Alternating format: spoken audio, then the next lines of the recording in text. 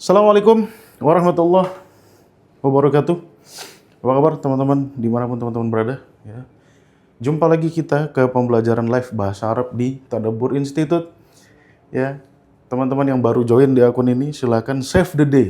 Kita mengadakan pembelajaran live rutin, ya bukan hanya sekali-sekali dan tidak pernah insidental ya. Kita terjadwal.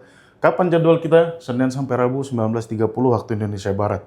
Apa materi pembelajarannya? Senin kita belajar Nahwu, Selasa kita belajar Shorof, Rabu kita belajar semantik. Ya, kalau kata Pak Ari Santoso semakin mantap dan cantik. Nah, mungkin disiplin ilmu kalau Nahwu, Shorof teman-teman udah sering dengar ya. Bahkan banyak sekali yang mengajarkan tentang Nahwu Shorof. Nah, di Tadabbur Institute saya menambahkan satu mata pelajaran baru, ya, yaitu semantik. Ya, bagi teman-teman yang belum pernah mondok, ataupun yang mondok pun mungkin masih asing juga dengan kata-kata semantik gitu ya. Karena yang familiar dengan kata-kata semantik itu mungkin hanya sarjana-sarjana lulusan komunikasi gitu ya. Oke, untuk itu minggu yang lalu saya mengadakan kelas RPQ Rumus Paham Quran. Ya, isinya tentang dasar-dasar semantik. Oke, jadi kalau teman-teman pengen paham apa itu semantik, klik link, klik profil Tadabbur Institute, ya, klik profilnya. Nah, di situ ada rekaman kelasnya. Jadi kalau teman-teman pengen mengakses rekaman kelas Rumus Paham Quran, di mana di situ saya mempelajari atau bukan mempelajari, ya saya sharing kepada teman-teman dasar-dasar teoritis tentang semantik. Apa itu semantik? Ya, silakan teman-teman akses di situ. Oke. Nah, malam hari ini ya dan malam-malam selanjutnya, setiap malam Kamis atau hari Rabu malam, kita akan mempelajari semantik, langsung aplikasinya ke ayat-ayat Al-Quran, seperti itu. Ya, langsung aplikasi ke ayat-ayat Al-Quran. Intinya semantik apa sih? Intinya semantik itu ilmu tentang makna. Oke, bagaimana mencari makna yang tepat dari suatu teks. Oke, untuk teman-teman yang ikut RPQ sudah ngelotok ya, sudah paham penjelasannya. Ya, ada semantik leksikal, ada semantik komposisional, ada semantik formal, ada semantik kontekstual dan lain sebagainya. Nah, malam hari ini kita akan membahas tema, ya, yaitu kita akan membedah kata ummi, ya, atau bahasa Arabnya adalah al-ummiyu, al-ummiyu. Saya yakin teman-teman pun tidak asing dengan kata-kata al-ummiyu, oke? Nah, kata-kata ummi ini sering kita sematkan kepada Nabi Muhammad, gitu ya. Sering kita sematkan kepada Nabi Muhammad, ya. Dalam arti Nabi Muhammad itu buta huruf atau tidak bisa baca, tidak bisa tulis, oke? Itulah yang kita yakini selama ini. Alright, Nabi ummi, apa artinya ummi? Buta huruf, nggak bisa baca, nggak bisa tulis. Itu pemaknaan kita selama ini. Alright. Nah, pemaknaan kita terkait dengan An-Nabi Al-Ummi sebetulnya merujuk kepada ayat Al-Quran juga gitu ya, di surat Al-A'raf ayat 157, ya, juga di surat Al-A'raf di surat yang sama ayat 158. Di mana dalam ayat Allah menyebutkan An-Nabi Al-Ummi gitu ya. Nah, di situ umat Islam, ya, satu dunia serempak mengatakan bahwasannya, oh, Nabi buta huruf, gitu ya. Ummi kita maknai buta huruf. Alright. Nah, dari sini tentu kita yang kritis dengan pemaknaan ini, gitu ya. Tentu muncul pertanyaan dalam diri kita, ya kan? Kenapa Nabi buta huruf? Ya. Satu, dia perannya sebagai nabi gitu. Salah satu sifat nabi kan fatonah, cerdas gitu ya. Nah, apakah bisa dikatakan cerdas orang yang tidak bisa baca tulis gitu ya? Tentu tidak gitu ya. Karena baca tulis itu merupakan hal yang paling dasar dalam kecerdasan. Oke, itu. Kemudian yang kedua, ya, saya pun kayaknya agak paham ya. Kenapa umat Islam menyematkan buta huruf ini kepada nabi? Ya, saya paham gitu. Kenapa? Mungkin karena umat Islam ini ingin berargumen kepada orang-orang yang tidak beriman, kepada orang-orang non-muslim, bahwasannya Al-Quran ini bukan datang dari Nabi Muhammad. Kenapa? Karena Nabi Muhammad buta huruf, nggak bisa baca, nggak bisa nulis. Oleh sebab itu, ya kan, nah ini dijadikan argumen. Biar apa? Biar memastikan bahwasannya Al-Quran itu datangnya dari Allah, bukan dari Nabi Muhammad. Karena Nabi Muhammad nggak bisa baca tulis. Gitu. Ini mungkin ya, tapi kemungkinannya benar. Ya, kemungkinannya 99,99%. Ya, ini dijadikan argumen. Gitu. Oke. Nah, tentu orang-orang yang kritis dengan akidah ini gitu ya, ya punya banyak pertanyaan gitu kan. Apalagi oten-oten kan sering sering banget ya mendiskreditkan gitu. Ada nabi yang nggak bisa baca tulis gitu kan. Nah ini kan menjadi masalah gitu ya. Padahal kita tahu nabi itu profesinya sebelum jadi nabi itu businessman. Gitu ya. Businessman itu ya erat kaitannya dengan catat-mencatat gitu ya. Dengan membaca-baca berkas seperti itu. Oke? Nah ini satu hal gitu. Dan yang kedua, nabi itu mempunyai peran penting untuk memverifikasi seluruh teks Al-Quran. Makanya kacau kalau nabi nggak bisa baca tulis. Gitu kan. Kacau. Makanya peran nabi untuk memverifikasi teks Al-Quran itu penting sekali. Ya. Kitab-kitab suci terdahulu bisa dicampur-campur sama orang ya karena ditulisnya itu tidak ketika nabinya ada gitu. Ya. Katakanlah Oten menulis, orang-orang Kristiani ya menulis Bible. Bible itu ditulis tanpa kehadiran Nabi Isa. Begitu juga kitab-kitab suci sebelumnya. Itu semuanya ditulisnya pasca ya nabi-nabinya meninggal. Nah, hanya Al-Quran yang ditulis ketika Nabi hidup. Dan fungsi Nabi, ya Nabi Muhammad dalam hal ini, penting sekali untuk memverifikasi tulisan-tulisan ayat itu. Sehingga Al-Quran itu datang kepada kita dalam bentuk yang otentik dan sudah terverifikasi oleh Nabi. Kenapa penting?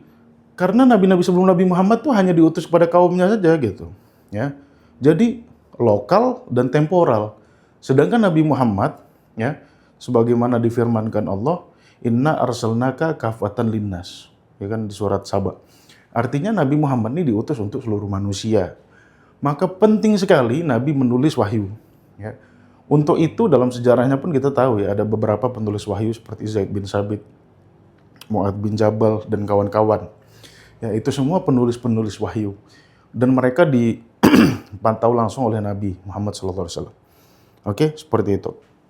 Nah di sini kan ada kerancuan gitu ya, yang harus kita benahi. Dan kita sebagai umat Islam nggak bisa silent treatment. Oh ya udah, kita terima aja Nabi buta huruf. Ya enggak. Kita mencoba membedah makna kata al-ummi yang diartikan Nabi buta huruf. Oke, seperti itu. Nah, cara kita membedahnya adalah dengan menggunakan metode-metode linguistik atau spesifiknya adalah metode semantik. Nah, semantik ini, ya dalam semantik ini kita berusaha mencari makna, ya mau kata kayak, mau kalimat kayak, yang sesuai dengan tahapan-tahapan semantiknya tadi. Makna leksikalnya benar, makna makna komposisionalnya benar, ya kan? Makna formalnya benar. Ya, ini teman-teman yang nggak ikut RPK kemarin pasti nggak ngerti nih yang saya ngomongin. Ya, makanya akses kelasnya. Oke. Makna kontekstualnya benar. Nah, ini harus benar nih, gitu ya. Sehingga kita mendapatkan makna yang tepat. Oke. Kenapa menggunakan metode linguistik? Ya karena itu arahan Tuhan, bukan saya ngarang sendiri. Gitu. Ya kan banyak di luar sana, oh kita nggak bisa mengartikan kata itu secara letterlock. Letter itu justru berfungsi untuk mengikat makna. Kenapa kok kita bisa berargumen, oh ngartikan makna nggak usah pakai letter. Jangan hiraukan letternya apa. Loh, nggak bisa gitu. Ya. Pesan itu, ya abstraksi yang dalam otak kita nih, sebuah pesan dalam otak kita yang ingin kita sampaikan kepada orang, ya itu diikat dengan suatu teks, ya suatu verbal, ya media komunikasi verbal berupa bahasa. Ini yang mengikat makna.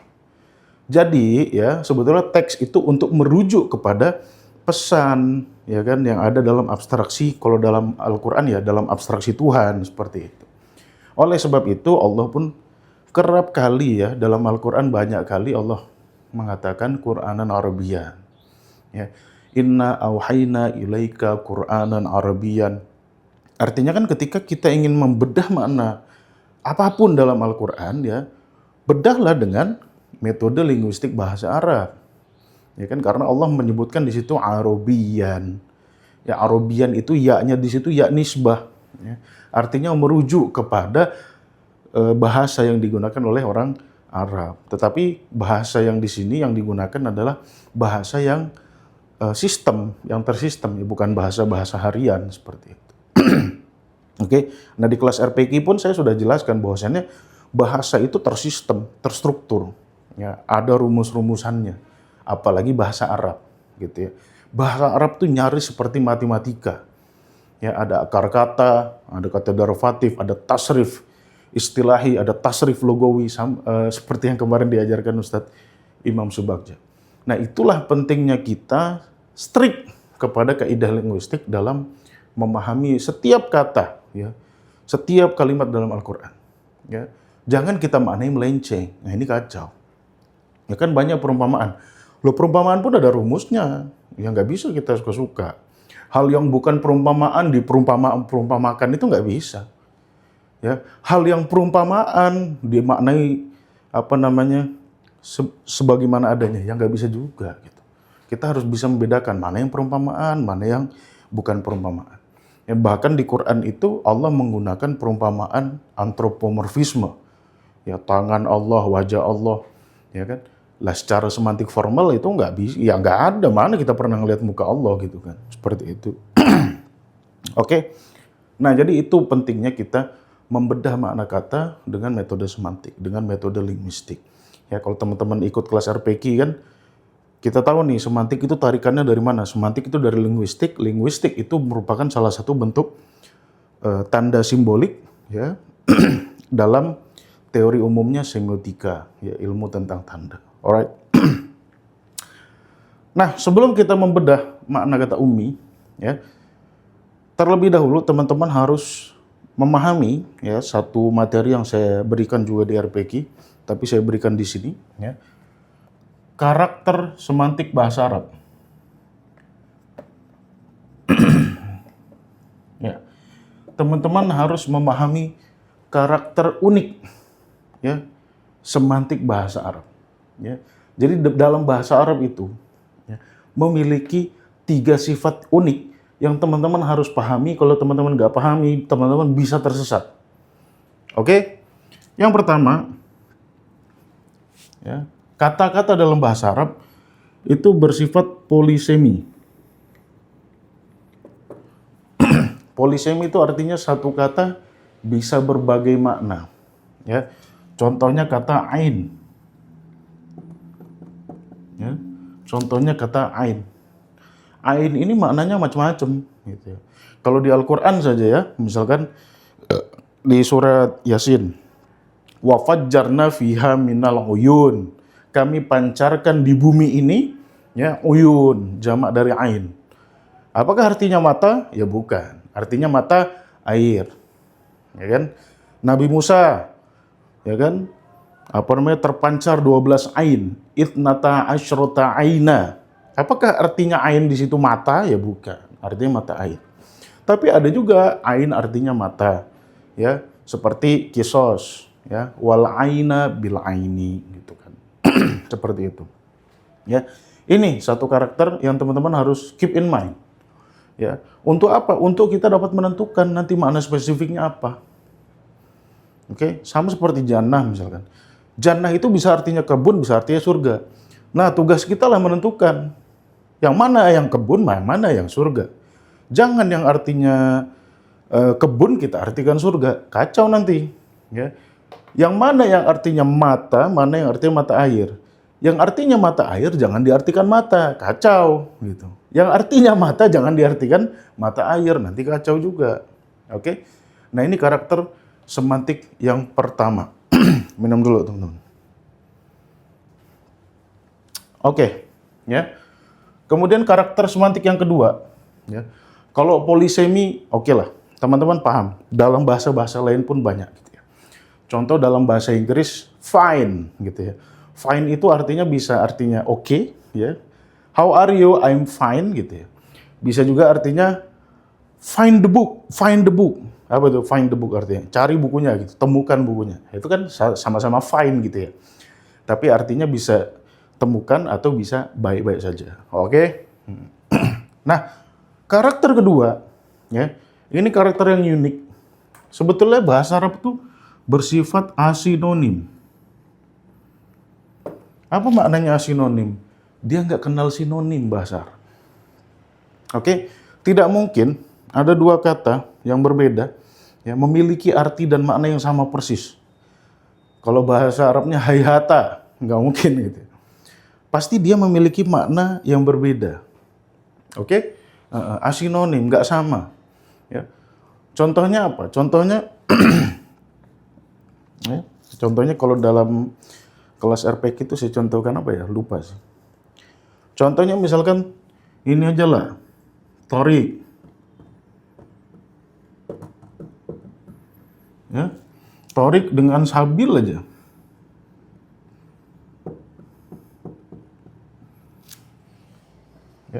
Ini kalau diterjemahkan sama-sama jalan, Thorik jalan, Sabil jalan. Tapi apa bedanya? Gitu. Nah, tugas kita lah mencari apa bedanya, apa perbedaan Thorik dengan Sabil. Karena bahasa Arab itu bersifat asinonim. Ya, selama ini kita artikan sama, sehingga kita nggak bisa membedakan. Ya. Nggak mungkin dua makna yang berbeda, ya, atau dua makna yang sama, Allah menggunakan dua istilah yang berbeda itu nggak mungkin. Ya. Dibedakan istilah. Ya, ingat tadi di awalnya, teks itu berfungsi untuk mengikat pesan. Oke? Nah, ketika pesan itu diikat dengan Thorik, di satu sisi diikat dengan Sabil, artinya ada perbedaan pesan di sini. Oke? Ya? Bahkan teman-teman kayaknya nggak tahu. Sabil itu akar katanya apa, dan sebetulnya makna dasarnya apa sih Sabil? Kalau Thorik saya paham, teman-teman pasti ngerti. Dari kata toroko, toroko itu artinya ngetuk. Jadi Thorik itu artinya jalan yang bersifat fisik, empiris. Makanya ketika Nabi Musa dihadapkan dengan laut terbelah, nah itu Allah nyebutnya Thorik. Ya, ada jalan yang bisa kita, ada ruas, ya ada ruang dalam di bumi ini yang bisa kita gunakan untuk jalan. Dari kata toroko gitu. Oke. Nah, Sabil ini, ya, makna dasarnya sabala itu artinya tugas loh. Makanya ada kata Ibnu Sabil, itu dia lagi tugas gitu. Fisabilillah, orang yang berperang dikatakan fisabilillah itu karena dia sedang tugas. Ya. Jadi Sabil ini ya bisa dikatakan jalan, tapi bukan jalan yang bersifat seperti Thorik gitu. Dia metode, gitu. Jalan yang bersifat abstrak, gitu kan. Oke, itu makna Sabil. Ya. Jadi bahasa Arab ya yang sering kita maknai sama, dua kata dimaknai sama saja gitu. Sebetulnya beda, ya nggak sama. Nah, tugas kita lah menemukan. Ya. Bagaimana caranya? Nanti kita akan pelajari bersama. Oke. Nah, yang ketiga ini yang sering sekali membuat kita salah dalam melakukan interpretasi. Ya. Bahasa Arab itu mengenal yang namanya kontranim. Ya. Ada yang baru dengar nggak? Kontranim. Ya. Apa makna kontranim itu? Ada yang baru dengar nggak? Ya. Kontranim itu artinya, ya, artinya satu akar kata itu bisa melahirkan dua kata turunan yang saling berbeda-beda maknanya atau saling berlawanan. Ya. Contoh kata abada. Ya, atau kita pakai vokal dasar lah, pakai akar kata lah. Ya. Contohnya akar kata abada, ain, ba, dal. Ini dapat melahirkan dua turunan kata, ya. Dapat melahirkan dua turunan kata yang saling berlawanan versus yang beroposisi. Ya. Di satu sisi ada abada ya'budu. yang artinya patuh gitu ya. Tetapi ada kata derivatif juga yang bunyinya abida ya'bidu, yang artinya membantah gitu atau membangkang ya. Jadi kontras sekali. Nah, inilah yang namanya kontranim ya, atau kalau dalam istilah Arabnya tadad, tadadun ya, ini istilah Arabnya. Bahasa Indonesia kontranim, artinya ya dua kata yang sama. Lihat, sama-sama aja tuh kan, apa namanya, huruf penyusunnya sama-sama aja ya. Abada, sama-sama abada ya. Oke. Nah, tetapi dari kata ain ba'dal ini dapat melahirkan dua kosakata yang saling berlawanan. Berlawanan, nggak cuma beda. Ya, satu bergerak, satu mati gitu. Ya. Satu hidup, satu mati, satu bergerak, satu diam. Gitu, ya. Satu plus, satu minus, berlawanan. Ya. Nah, ini kalau kita nggak paham, ya, ini dapat mengacaukan interpretasi juga. Oke. Nah, kata-kata abada itu sebetulnya ada juga yang menghasilkan interpretasi, bahkan di terjemahan Kemenak pun terjadi gitu ya. Kesalahan. Nah, apa kesalahannya? Akses kelas RPQ. Oke, dari kata-kata ain ba'dal ini. Oke, ini teman-teman harus pahami karakter semantiknya. 3 karakter semantik unik bahasa Arab. Alright. Nah, kalau kontranim ini saya nggak tahu dalam bahasa Indonesia ada atau tidak. Oke. Kalau dalam bahasa Urdu, karena saya dulu di Pakistan tuh ada kal. Ya. Kal itu kalau dalam bahasa Urdu artinya bisa besok, bisa kemarin. Nah, itu kontranim tuh. Ya. Bisa artinya besok, ya, kal nih, bisa artinya kemarin. Nah, kalau dalam bahasa Indonesia saya nggak tahu ada apa nggak kontranim. Oke, screenshot dulu teman-teman.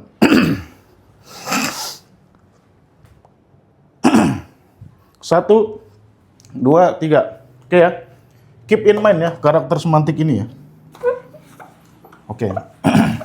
Saya hapus.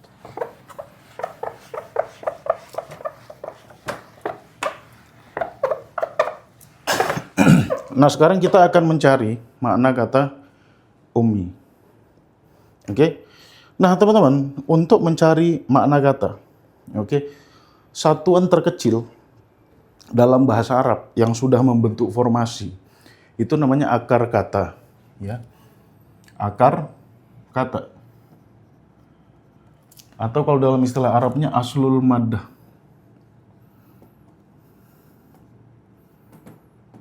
Ya, aslul maddati. Ya, hampir sebagian besar kosakata dalam bahasa Arab tuh ini memiliki akar kata yang biasanya tersusun dari 3 atau 4 huruf. Oke? Nah, akar kata ini sebetulnya memiliki makna dasar. Itulah yang setiap dalam kajian Qur'ani saya itu mengatakan makna dasar itu ya berasal dari akar kata ini. Oke, kita bisa tarik.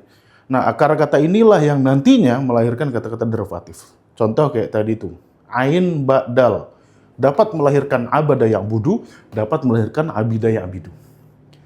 Oke, dan maknanya jelas berbeda-beda. Oke. Nah, aslul maddah ini melahirkan kata-kata derivatif. Kata derivatif atau kata turunan. Yang mana dalam bahasa Arab disebutnya al-mustaqqat. Al-mustaqqatu. Ya, ini kata derivatif, kata turunan dari akar kata. Oke. Nah, akar kata ini memudahkan kita untuk mencari makna dasar, ya. Kemudian relevansinya dengan kata derivatif. Ya. Nah, aslul maddah ini punya makna dasar. Nah, kata-kata derivatif, apapun itu katanya, harus memiliki relasi dengan makna dasar. Ya, harus memiliki relasi dengan makna dasar. Kalau kata derivatif tidak memiliki relasi dengan makna dasar, artinya apa? Artinya kita salah memaknai kata. Gitu aja. Ya. Artinya kita salah dalam memaknai kata. Gitu aja. Ya, karena kata derivatif itu disusun setelah kata akar kata yang memiliki makna dasar. Ya. Jadi dari sini kemudian memiliki makna dasar, kemudian memiliki relasi, lahirlah kata derivatif. Kalau ini nggak ada, berarti ini batal gitu. Ya. Ini skema ini teman-teman hafalin juga ya. Nah, keep in mind, ada akar kata, ada kata derivatif. Ada makna dasar, ya, ada makna derivatif, dan itu terhubung dengan relasi. Tidak ada makna derivatif yang tidak memiliki relasi dengan makna dasar. Semuanya memiliki relasi. Oke? Seperti itu ya. Ini saya hapus dulu ya. Screenshot. 1, 2, 3. Oke?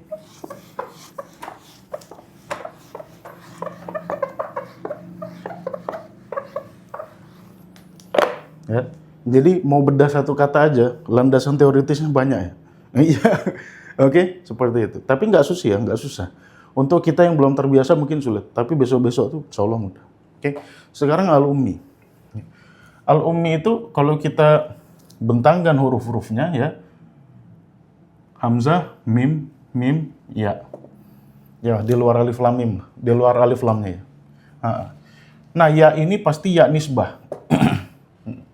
Karena ada tasdidnya di sini. Oke. Ya nisbah itu artinya ya digunakan untuk menisbahkan. Ya, saya nggak tahu bahasa Indonesia menisbahkan apa ya. Menisbahkan sesuatu itu kepada hal tersebut. Contoh, negara kita namanya Indonesia. Kalau dalam bahasa Inggris tuh, sesuatu yang berbau Indonesia, itu disebutnya Indonesian. Contoh, makanan Indonesia. Ya. Indonesian food. Nah, ini namanya nisbah. Food, makanan yang dinisbahkan kepada Indonesia. What is Indonesian food? What is the most famous Indonesian food misalkan? Rendang, oke. Atau nasi Padang misalkan, ya.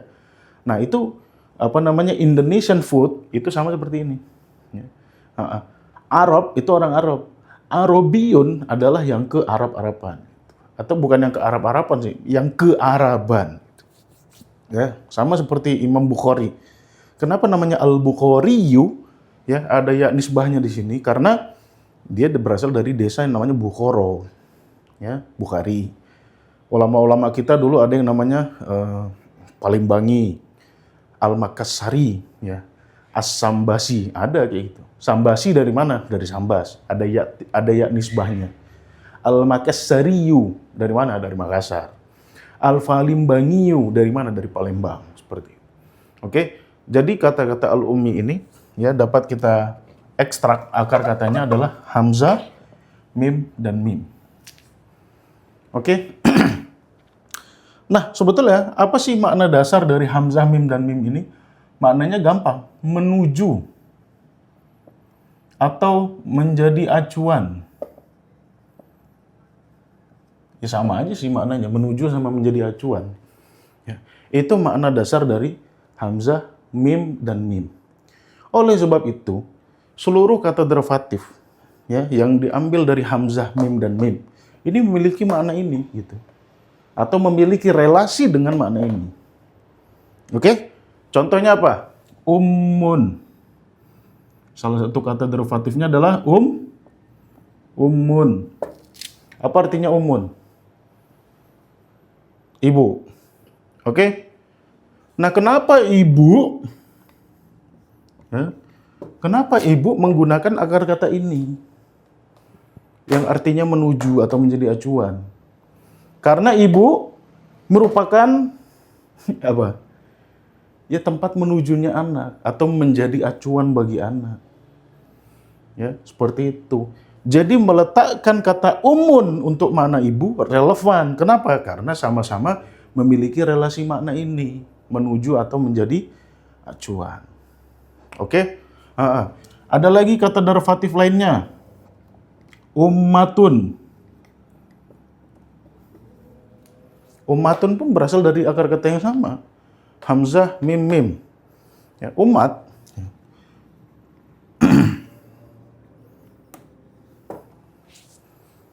Ya. Kenapa umat? Nah, teman-teman pun kayaknya belum paham ya. Sebetulnya umat itu maknanya apa sih? Umat itu adalah satu kaum, ya, atau segerombolan orang, atau komunitas masyarakat lah. Segerombolan kayak hewan aja ya. Tapi memang hewan. Ya, satu komunitas masyarakat, ya, yang memiliki aturan bersama, itu namanya umat. Oke? Nah, komunitas masyarakat yang memiliki aturan bersama kemudian disebut umat karena mereka mempunyai aturan yang menjadi acuan, gitu loh. Jadi tetap ada relasi maknanya dengan hamzah mim mim. Oke? Nah, ya. Ini di pesantren pun nggak dapet nih, saya jamin. Ya, oke. Selanjutnya, karena saya dulu di pesantren saya pun nggak diajarin, nggak tahu lah di pesantren lain. Selanjutnya apa? Kata derivatif yang berasal dari hamzah mim mim. Apa? Imam. Imam sholat. Ya. Imam, pemimpin. Ya. Imam artinya pemimpin. Nah sekarang, ya, tanpa saya perlu jelaskan pun, teman-teman udah punya sense ya, kenapa kok pemimpin, ya, dipilih istilah imam yang berasal dari hamzah mim mim. Kenapa?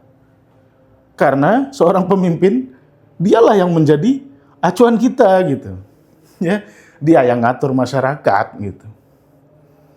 Oke? Oleh sebab itu, ya, pemimpin pun disebutnya imam. Ya, selain itu apa lagi? Amama. Wah. Amama. Apa artinya amama? Depan, ya, ngarep. Ya.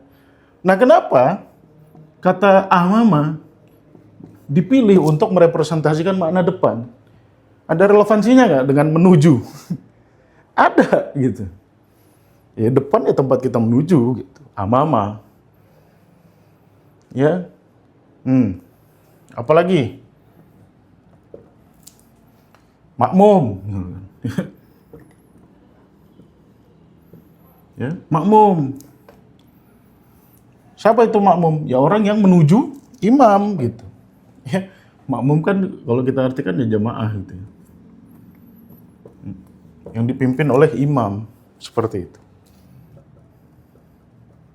Nah, jadi teman-teman, kata derivatif semua ini, ya, semua kata derivatif ini yang lahir dari akar kata hamzah, mim, dan mim memiliki relasi makna dengan makna dasar ini. Ya, imam, pemimpin, ya, ada relevansinya dengan menjadi acuan. Umat punya aturan bersama, konsensus, ada acuannya. Umun, tempat anak menuju, ya, ada juga relevansi dengan makna dasarnya. Amama, depan, ya. Makmum, mengikuti imam. Nah, inilah baru kita berada dalam koridor semantik yang tepat. Ya. Adapun nanti setiap kata ini diturunkan lagi untuk melahirkan makna-makna terminologis, ya, itu pun harus mempunyai makna dasarnya dengan ini. Ummul Qura. Artinya apa Ummul Qura? Ya, ya pusatnya negeri yang menjadi acuan bagi negeri itu gitu. Ya. Indonesia, kita mau lihat betapa hebat Indonesia. Lihat Jakartanya gitu. Malaysia, kita mau lihat seberapa hebat Malaysia. Lihat gimana Kuala Lumpurnya gitu. Ya. Kota metropolitannya seperti apa. Itu Ummul Qura. Oke, seperti itu. Ya, ini. Nah, sekarang kita cari makna kata al-ummi ini. Kenapa? Karena al-ummi ini pada dasarnya ya makna derivatif dari hamzah mim mim. Oke? Sekarang kalau kita artikan dia tiba-tiba menjadi buta huruf, ada nggak kira-kira relevansinya sama makna dasar? Coba jawab di kolom komentar. Kalau kita ngartikan ummi dengan buta huruf, ada nggak relevansinya dengan makna dasar? Ayo jawab jujur. Ada nggak? Jawab semuanya. Nggak ada. Ya. Lihat tuh satu-satu tuh. Imam, umat, ummun, amama, makmum. Ya. Artinya semuanya punya relevansi sama makna dasar. Oke. Nah, disinilah kita harus teliti lagi. Oh, kalau begitu, ini kita tahan dulu. Ya. Kalau kita ngambil cara yang tidak terlalu ekstrim, oke. Ya. Ini kita tepikan dulu. Buta huruf nih kita tepikan dulu. Kita pahami dulu nih. Umi ini mananya apa? Gitu. Nah, sekarang saya pengen teman-teman merujuk ke kata kontranim tadi ya. Salah satu karakter dalam bahasa Arab yang namanya kontranim. Ini udah di screenshot belum? Udah ya? Oke, screenshot dulu. Yang penting ini pemimpin, ini umat. Oke? Screenshot dulu.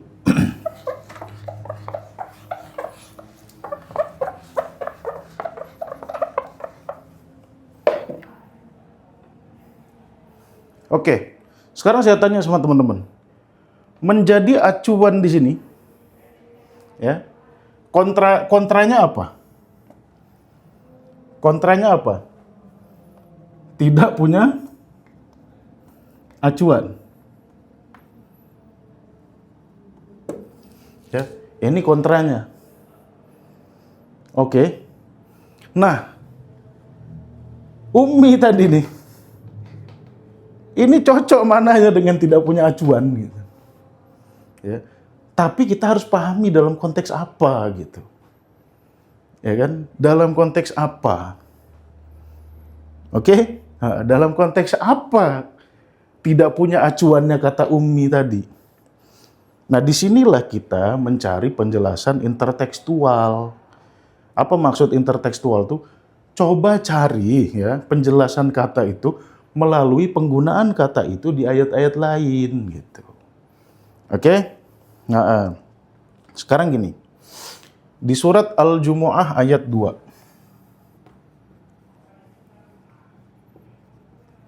Di surat Al-Jumu'ah ayat 2.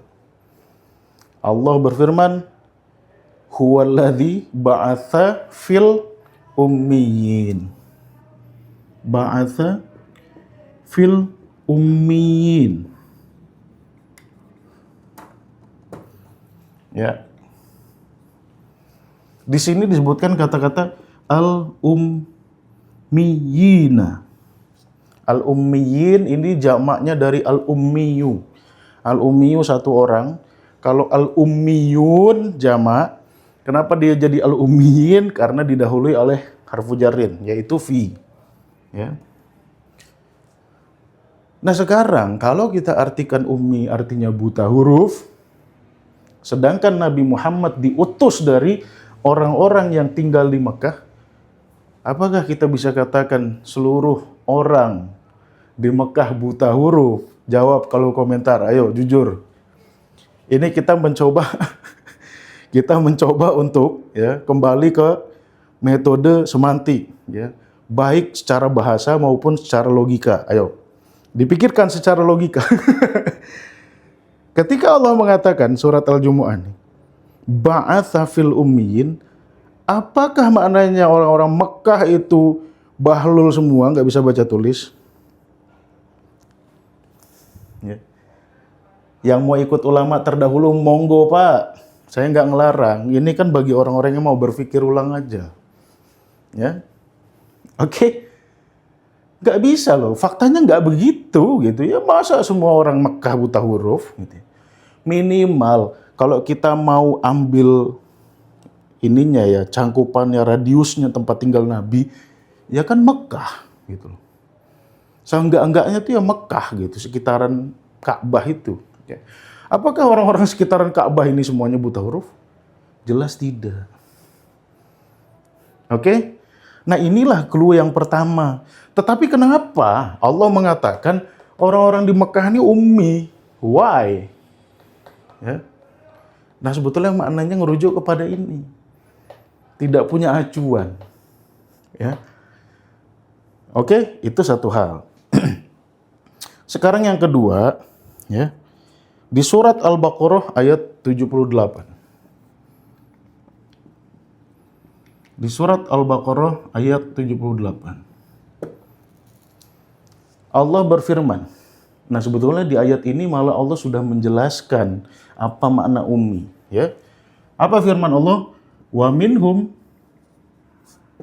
ummiyuna la ya'lamunal kitab.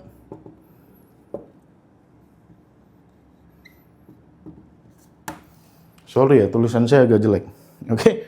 Di situ Allah mengatakan wa minhum, dan di antara mereka ummiyun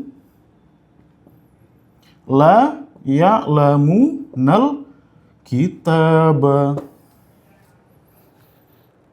Oke ya. Sekarang saya ingin memaknai ya ayat ini secara proper, nggak berlebihan, nggak kekurangan.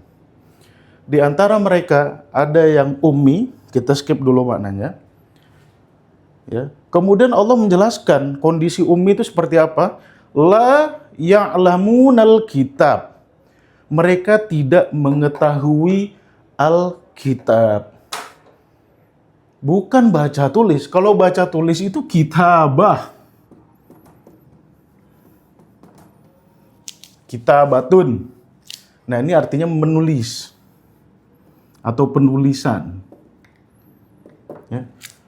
Allah kan nggak nyebut ummiyun ini nggak bisa menulis. Allah menyebutkan mereka ini nggak ngerti yang namanya Alkitab. Lanjutannya apa? Illa amaniya. Kecuali mereka cuma nebak-nebak doang. Wa minhum illa yazunnun. Ada juga yang menduga-duga aja. Gitu loh. Sebetulnya dari ayat ini sangat jelas. Ya. Makna dari tidak punya acuan ini apa sih? Mereka yang non ahli kitab sebetulnya tuh. Non ahli kitab gitu loh. Ya. Kalau kita memahami secara proper semantik dari ayat ini, itu jelas banget sebetulnya. Di antara mereka ada yang ummiyun. Bagaimana kondisi ummiyun? La ya'lamunal kitab illa amaniya wa inhum illa yazunnun.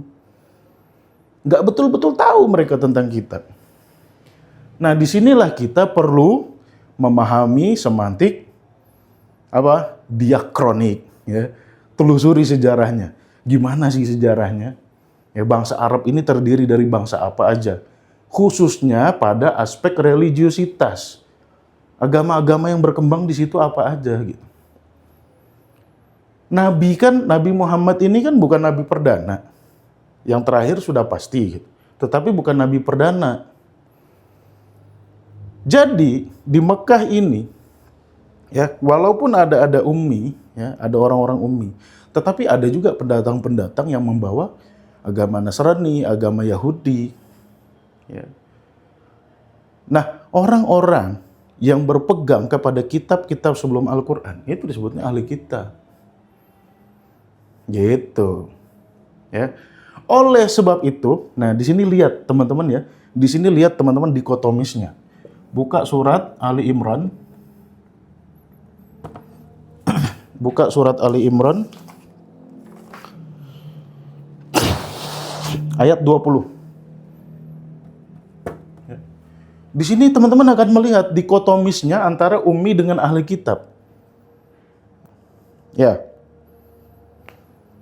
Qul lilladzina utul kitab wa qul lilladzina utul kitab wal ummiyin. Benar nggak redaksinya di surat Ali Imran ayat 20? Coba lihat. Ayo bantu saya verifikasi. Benar nggak redaksinya di surat Ali Imran ayat 20? Bantu saya verifikasi teman-teman. Karena saya nggak punya alat untuk Quran pun nggak ada di sini. Tapi saya tahu nih. Benar nggak? Benar ya Bu Iin ya? Di surat Ali Imran ayat 20. Wa qul lilladzina utul kitab wal ummiyin. Coba jawab. Baru Bu Iin yang jawab nih. Benar nggak nih? Di ayat ini ada ya? Dikotomi ini ada ya? Betul ya teman-teman ya? Ini saya pakai argumen Quran nih loh. Biar teman-teman nggak bisa bantah gitu. Kalau Quran kan kita nggak berani bantah ya. Benar ya? Utul kitab wal ummiyin. Namanya waw itu wawul ataf, membedakan antara sebelum dan sesudahnya. Tetapi kita melihat dikotomi yang jelas. Ya. Apa perintahnya? Aslamtum, udah masuk Islam belum lo gitu. Ya. Bahasa sederhananya gitu. Ya. Di sini kita melihat dua dikotomi yang jelas. Yang dengan dikotomi ini kita dapat memahami definisinya. Utul kitab itu orang yang ngikut nabi-nabi sebelum Nabi Muhammad. Ummi ini orang yang belum terkena religiusitas. Gitu. Atau orang-orang yang natural lah. Yang ya non-religious people bahasanya lah. Bahasa sederhananya gitu. Utul kitab religious people, whatever it is gitu ya. Yang penting dia pernah ngikuti nabi sebelumnya. Ummi ini ya non-religious people. Ya. Nah, Yahudi terhadap non-religious people atau bukan ahli kitab, ini mereka perlakuannya semena-mena. Ya. Lihat aja di surat Ali Imran ayat 75. Sekarang ke surat Ali Imran ayat 75. Ini sorry ya kalau skema papan tulis saya berantakan ya. Ya, buka surat Ali Imran ayat 75. Coba, ayo buka surat Ali Imran ayat 75. Ada kata-kata ummi nggak di surat Ali Imran ayat 75? Ada nggak kata-kata al-ummiyin? Ayo buka teman-teman. Ada nggak kata-kata al-ummiyin? Ayo jawab dong, biar kita terkonfirmasi ini. Di surat Ali Imran ayat 75, ada nggak kata-kata al-ummiyin? Ada ya? Ayo teman-teman, coba konfirmasi. Ada nggak? Di surat Ali Imran ayat 75. Ada kan? Bunyinya apa? Laisa alaina fil ummiyina sabil. Nah ini sabil digunakan dalam ayat ini. Laisa alaina fil ummiyina sabil. Ya. Artinya apa? Tidak ada tugas bagi kami, ini Yahudi, ya. Tidak ada tugas bagi kami untuk menegakkan keadilan terhadap ummi, terhadap non ahli kitab. Gitu. Ya, bukan terhadap orang-orang nggak bisa buta huruf, nggak bisa baca tulis. Nah di sini juga terjelaskan makna sabil ya. Sabil itu artinya tugas gitu. Oke. Ibnu Sabil itu orang yang lagi tugas. Bukan dia yang lagi di jalan. Oke. Ini sangat jelas sekali ya. Kalau teman-teman lihat Ali Imran 75, Ali Imran 20, Al-Baqarah 78, Al-Jumu'ah ayat 2, tidak ada satupun yang relevan dengan makna buta huruf. Benar gak? Benar nggak nih, teman-teman? Tolong jawab. Ya. Di Al-Jumu'ah ayat 2, Al-Baqarah 78, Ali Imran 20, Ali Imran 75, nggak ada yang relevan dengan makna buta huruf. Benar nggak? Benar ya teman-teman ya? Ayo jawab dong. Yang pasti gitu jawabnya. Ya? Nah ini yang namanya metode semantik. Gitu. Secara bahasa kita benar, secara fakta kita juga benar gitu. Jadi buat apa ragu? Ya? Nah, ini udah semua nih penjelasannya nih. Secara bahasa udah, ya. Secara intertekstual udah, faktanya juga udah. Nggak ada satupun kata ummi itu yang bermakna buta huruf tuh nggak ada. Ya, saya nggak ngarang loh ini ya, nah, teman-teman saksi loh. Ya. Saya membedahnya dengan semantik bahasa Arab, dengan semantik leksikal, komposisional, ya, dengan semantik formal. semantik kontekstual, gak ada yang namanya buta huruf. Oke? Nah, silakan teman-teman screenshot dulu. Ya. Nah, jadi teman-teman, ya, yang Allah maksud dengan An-Nabi Al-Ummi, bahwasannya Nabi Muhammad itu dia bukan Nasrani, dia bukan Yahudi, dia bukan Majusi, dia bukan Sabi'ah. Ini kita ngomongin sebelum dia diutus jadi nabi gitu. Itu makna Nabi Al-Ummi. Jadi dia tidak terpengaruh dari ajaran manapun, enggak. Dia orang normal, common people bahasanya tuh. Ya, dia nggak nyembah berhala juga, gitu. Non-religious people, just the person living in this world, gitu aja, gitu. Itu makna ummi, bukan artinya buta huruf. Ya. Nah, terkait statement di awal tadi, ya, di mana saya membaca ada kemungkinan umat Islam mempertahankan Nabi ini buta huruf agar tidak ada tuduhan Quran ini datang dari Muhammad, ya. Percaya sama saya, biarpun Nabi Muhammad pinternya kayak Albert Einstein, saya nggak percaya Quran itu dari dia, dari beliau maksudnya, Al-Mukarram, nggak percaya. Biar Nabi Muhammad pinternya itu kayak Sir Isaac Newton ditambah Albert Einstein ditambah Stephen Hawking, ya, bertumpu-tumpu tuh orang pintar, ya. Biarpun Nabi Muhammad lebih hebat dari orang-orang ini, saya tetap nggak percaya Quran itu dari Nabi Muhammad. Jadi pernyataan kita mengatakan, ya, kita ngotot Nabi buta huruf, biar apa? Biar Nabi Muhammad itu tidak dituduh dia yang menciptakan Al-Quran. Itu nggak relevan, tidak sesuai fakta gitu. Ya.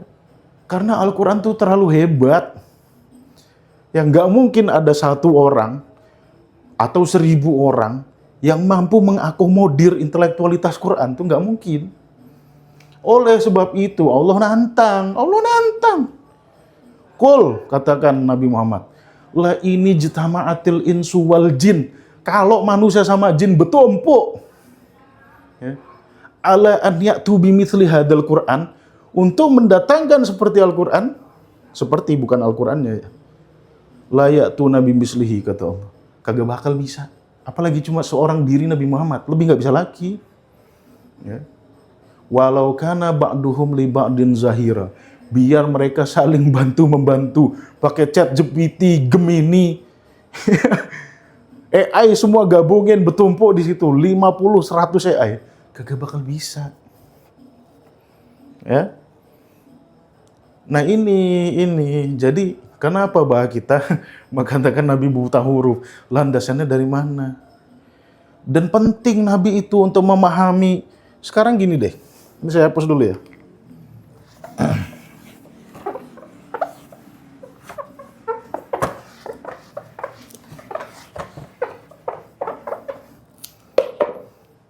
Teman-teman buka Al-Fatihah. Ya. Buka surat Al-Alaq.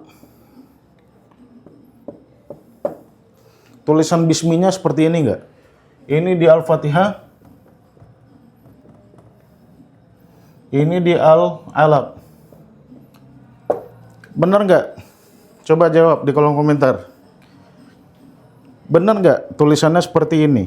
Di surat Al-Fatihah nggak pakai alif, di surat Al-Alaq pakai alif. Benar nggak? Benar ya? Sekarang dari mana Nabi bisa membedakan? Ya. Dari mana Nabi bisa menginstruksikan Zaid bin Sabit? Ya, Zaid bin Sabit, Fatihah, bisminya nggak pakai alif. Al-Alaq pakai alif. Dari mana Nabi bisa menginstruksikan kalau Nabi aja nggak kenal huruf gitu loh. Coba dipikirkan secara logika. Dari mana Nabi bisa? Ini kan nggak mungkin Zaid bin Sabit membedakan kayak gini tanpa instruksi Nabi. Nggak mungkin gitu. Ya. Kalau tanpa instruksi, ya, kalau tanpa instruksi khusus, spesifik, semua orang akan tulis begini. Kalau tanpa instruksi khusus, semua orang akan tulis begini. Ya. Tetapi kenapa di Bismillah Al-Fatihah nggak ada alif? Artinya ada instruksi dari Nabi. Muaz bin Jabal, yang itu tuh Al-Fatihah tuh, kan ada Bismi itu nggak pakai alif. Lah kan tahu huruf Nabi. Oke? Ada lagi nggak? Ada lagi. Ya. Ada lagi. Ya. Sunnatullah.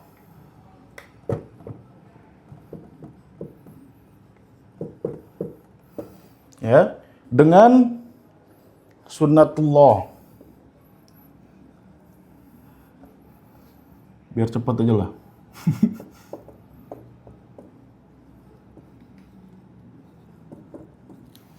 Ya. Sunnatullah satunya pakai tak marbutah, sunnatullah satunya lagi pakai tak taknis. Ini ada di surat Fatir. Ya. Ini ada di surat Fatir ayat 43. Yang ini ada di surat Al-Ahzab ya, ayat 38. Cek Qur'annya benar gak teman-teman? Satu sunnatullah ada di surat Fatir ayat 43 pakai tak marbutah. Satu lagi sunnatullah pakai tak taknis. Ya, ada di surat Al-Ahzab ayat 38. Benar nggak teman-teman? Benar nggak teman-teman? Coba, saya pengen verifikasi nih teman-teman nih. Benar nggak? Coba buka Qur'annya. Yang di Fatir pakai tak marbutoh, yang di Al-Ahzab pakai 38. Benar nggak teman-teman? Ayo jawab dong. Benar nggak? Benar ya? Nah, bunyi keduanya ini beda atau sama? Coba jawab. Bunyi keduanya nih beda atau sama? Bunyi keduanya beda atau sama? Sama ya? Bunyi keduanya beda atau sama? Sama ya? Dari mana Nabi menginstruksikan kepada penulis-penulis wahyu itu? Sunnatullah yang di Fatir 43 kau pakai tak marbutah. Tapi yang di surat Al-Ahzab pakai 38 pakai tak taknis. Dari mana Nabi menginstruksikan kalau Nabi nggak tahu huruf gitu? Ya. Bunyi sama, bismi pun sama tadi, sama-sama bismi gitu. Ya. Tapi penulisannya beda. Nah ini secara logika sudah membantah Nabi itu buta huruf gitu. Nabi itu tahu huruf gitu. Bahkan menurut kisah juga ya, katanya sebelum Nabi meninggal tuh minta kertas sama pulpen. Belum sempat nulis, sudah meninggal duluan. Jadi kesimpulan kita semantik pada malam hari ini ya, kita membedah makna ummi. Ummi itu artinya tadi itu. Kontra dari utul kitab, kontranya ahlul kitab. Artinya normal people, common people, bukan buta huruf. Saya sudah jelaskan secara semantik bahasa, secara logika, ya, baik dalam logika internal Qur'ani ataupun logika sesuai sejarah. Tapi balik lagi, terserah teman-teman. Masih mau menganggap Nabi buta huruf, terserah lah. Ya. Intertekstual sudah, semantik bahasa sudah, dari akar kata sudah, dari kata derivatif sudah, ya. Oke, selesai tugas saya nyampaikan. Masalah teman-teman beriman atau enggak, kembali kepada teman-teman. Oke. Ya. Kalau saya ditanya, jadi antum ikut yang mana? Ya kagak ikut inilah. Oke. Saya ikutnya ya Nabi itu normal people. Oke, itu dulu teman-teman. Lama juga kita live-nya. Udah 8:30. Ya, inilah kajian semantik. Jadi bagi teman-teman yang belum follow, silakan follow. Setiap malam Kamis, ya, kita akan adakan kajian semantik seperti ini. Biar teman-teman tuh paham. Kadang-kadang saya kan kalau di konten ngomongnya cuma 3 menit, 4 menit, penjelasannya belum komprehensif gitu. Nah, di sini saya jelaskan secara komprehensif. Oke, seperti itu. Kalau teman-teman masih pengen menganut keyakinan lama, ya itu kan pilihan masing-masing. Saya hanya menyampaikan ya dengan metode yang ketat gitu ya. sesuai dengan arahan Al-Quran. Itu aja teman-teman, makasih banyak yang sudah nonton sampai 1 jam ini, saya udah capek juga. Oke, seperti itu.